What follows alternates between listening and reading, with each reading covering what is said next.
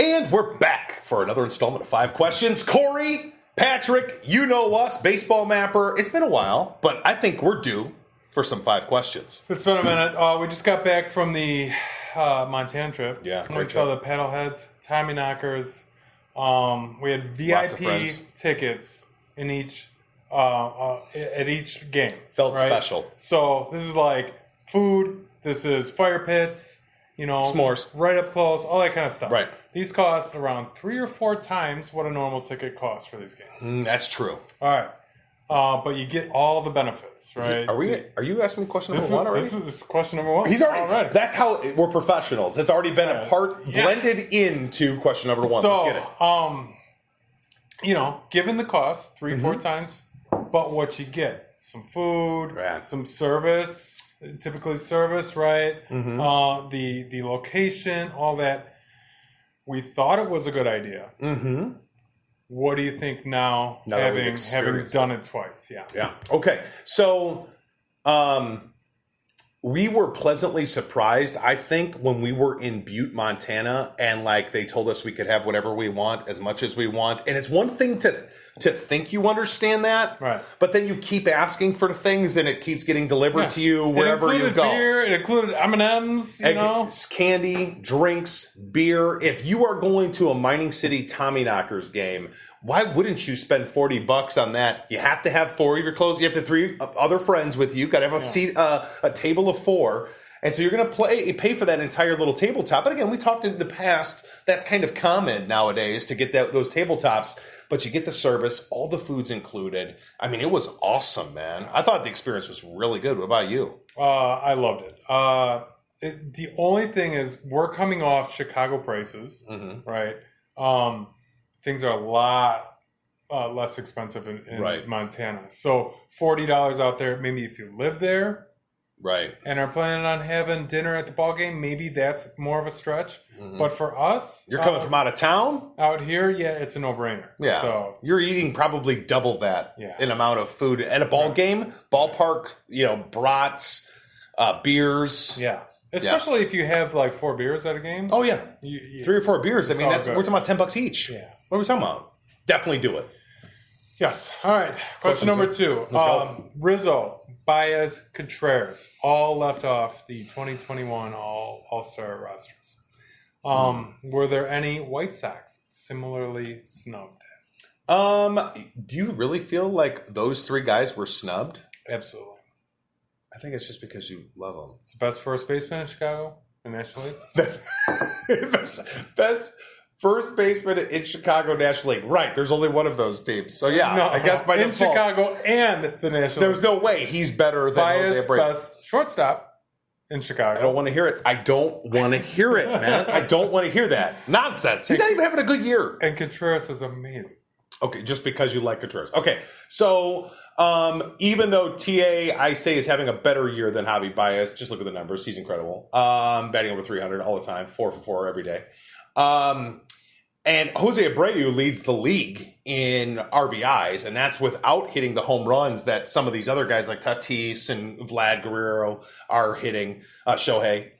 I think the biggest surprise was Yasmani Grandal. I really thought he was going to go, and it would have been an interesting mix, and he wasn't chosen by the players. Instead, the players in the American League chose Salvador Perez. Good player, whatever. But I really think it's interesting the season that Grandal is having because he's not hitting for average, but he still has like 15 bombs. He's got like 40 RBIs. He's second in the entire league in walks with 60.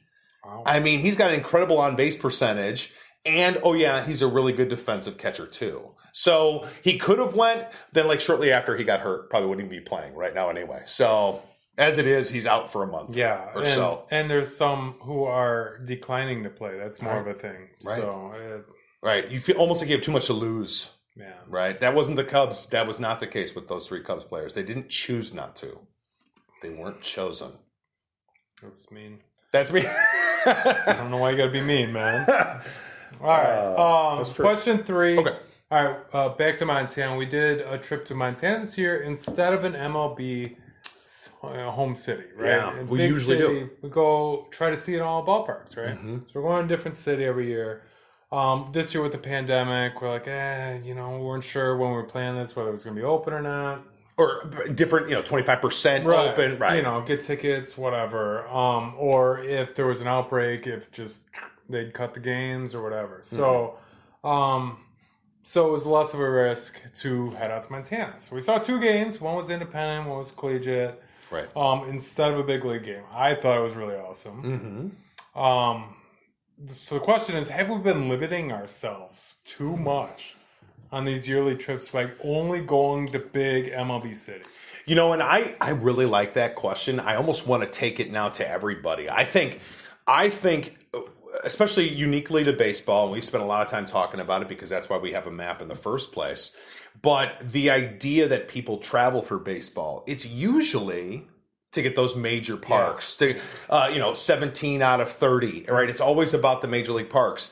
But I would say, hell yeah, man. I mean, I know we've been limiting ourselves, and I would argue that everybody is. Like, if you aren't trying to go to these cities where all they have is minor league baseball and it really matters to them, like, you should be going there. You should be trying to get in with the locals there. What are they eating? What's the community like? What's the community feel? You can go to a minor league ballpark that's completely sold out, and you might not even know that that's going on. And so, I think we are missing out. I would love to, pick another trip where we are just choosing more minor league baseball, man. And, even if it's a couple of games, you could get 2 for the price of 1. You can't beat the price.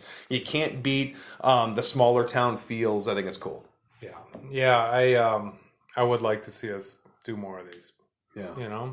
I don't think we missed anything not going to MLB. No, you don't. When you're in it, you're hanging out in another city, hanging out in Missoula and hanging out in Toronto or hanging out in, Boston, you'd feel like you're still getting the enjoyment of that city. And even though it's not a huge metropolis, it was a lot of fun. We had a blast. So that was super cool. Yeah.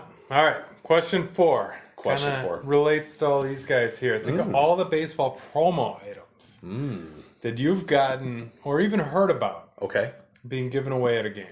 I'm talking like towels, bobbleheads, noisemakers, whatever. They give them out to the first, X thousand people at the gate, right? Do you have a favorite one? Or, maybe if you don't have a favorite one, can you tell us a funny story about maybe getting one or something? I've always enjoyed getting bobbleheads. I've always enjoyed going to those games, even if it means waiting in line. I think one of the craziest ones actually is on the table, and that's the Rick Vaughn. I'm a huge fan. It has not come up yet in any of our questions so far. Favorite movie of all time is Major League. Yeah. Well, I've never seen it. Yeah, so what the hell is your problem? But anyway, past that, they're having a Major League night to celebrate an anniversary. It's like the 20th anniversary or something like that in Cleveland. And, that's a few hours away from us. And I'm like, I'm going to Cleveland. I have to be there for that event. And so the whole game, all game long, was snippets of the movie. They were playing different things, different trivia questions and stuff like that. People were dressed like the characters, whether they had cut off sleeves or the glasses that Rick Vaughn has. And of course, everybody got the bobblehead. I want to say I grabbed a few of those. Like, they were just kind of all around, and I think it was bad weather that day. They were playing the Brewers, I believe. And I accumulated quite a few. That was a great opportunity. That was a promo I would travel for. And that doesn't always happen. It's one thing if I go stand in line to get a bobblehead for my favorite team. It's another thing when it's like, got a pack for Cleveland. That's another line for me. I'd never heard that. You drove to Cleveland for a bobblehead. Yeah, for a bobblehead to really take in. When was this? That was like, I took the wife to that one probably like 8 years ago or so. So not even before kids. I was just like, the kids will figure it out. Yeah, right. They'll feed themselves. We got mac and cheese at the house. All right. That's all right. All right. I got them. This one's going to get a little ugly. I want you to keep your mouth shut. For the entire one? Till I finish the question. All right. Question number 5. Question number 5. You're a cheater and you're a failure. In our on-field dizzy beer chugging competition, after reviewing the tape, you took 3 spins And Matt and I took 5. Mm-hmm. And we went on to chug beer. Despite cheating, you still lost. So even if you did win, it would have been DQ. But you lost anyway. It was all for nothing. So go ahead and tell us your strategy going in. Did you know you were going to cheat ahead of time? Was this a last-second decision? Are you able to sleep at night? Did you think the crowd wasn't going to notice? Just kind of walk us through it. Okay. What's going on there? Okay. That was intense, and you're clearly harboring feelings. Coming in third place. Second place, because you got DQ. No, there was no DQ. So, a couple of things. We're going to have to review the tape. We're going to have to go back to the tape and actually watch this. And I think we will, yeah. We'll do it in front of the camera. Right. Watch it, comment on what we see. I would like to count the actual revolutions around the bats. I just want to point out, Matt actually had a bat. We had foam noodles, right? That puts you at it's hard to, they're like wiggling around. You didn't even put yours on the ground, which I don't think is legitimate either. Because if I just walk around with a foam noodle on my head, I'm not actually getting as dizzy as I would be if I was spinning around it. I did not count 3 revolutions. I counted at least 4 revolutions, at least 4. I did have a strategy. I'm glad you asked, and I don't mind sharing with anybody. If you're going to be in a dizzy bat race, and let me tell you, if you're coming around 40 years old like us, my head doesn't work right with the dizziness, man. I can't go on some of those rides at the Carnival or at Six Flags like I used to. Oh, yeah. Matt and I went in crooked to the beers, but you didn't. It was noticeable. Total strategy. You ready? Right. Always close your eyes. No, that's a lie. That's bullshit. You close your eyes when you're spinning around. If you leave your eyes open, you get dizzy. Yeah. So, and if you spin more, you get dizzier too. Don't spin as much. You weren't even on the ground. Anyway, so that was the one thing. The most disappointing thing, and I thought I was a shoo-in, was with the beer chugging, which was a nice little added piece the Tommy Knockers did. I had never seen that before at a field. You got to get dizzy, then run to the beer. Right, I've had it before where I've gotten really dizzy and had a hard time running and just like weeble wobble, and let alone go try to find a beer somewhere. Right. You had to get to the beer, had to chug it, crack it open. Right, a full 16-ounce beer. Right, and I'm trying to fumble. I can't even get my hands on it. So you need to try to look at that beer can in the distance, find where the top and the bottom is going in before you spin. That way you don't get fumbling around, because that'll cost you precious seconds. Which allowed Matt to win, which is some shit I just have a hard time stomaching myself. Yeah, well, what I had a hard time stomaching was the idea that we all got through about 13 or 14 ounces before we did that and had to put it down, take a breath, and finish. Right. That felt like 3 for 3 in the failure column. Right. And I was really... I felt like, if you review the tape, I think the people were disappointed too. Right. They thought these guys can do it, and then it was like it was like a...